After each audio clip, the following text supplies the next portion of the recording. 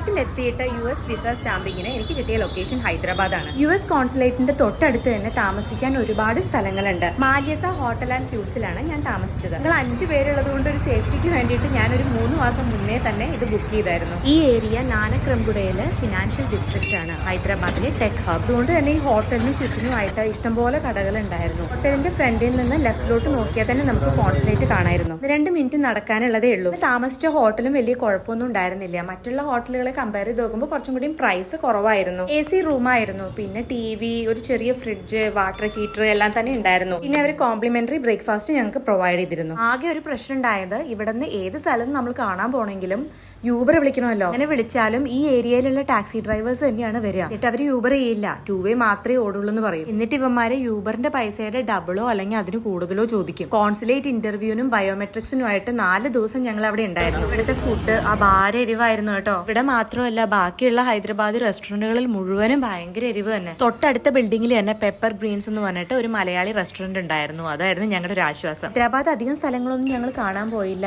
ഒരു ദിവസം ഗോൽക്കൊണ്ട ഫോർട്ടും, ഈ ദിവസം ഫിലിം സിറ്റിയാണ് ഞങ്ങൾ പോയത്.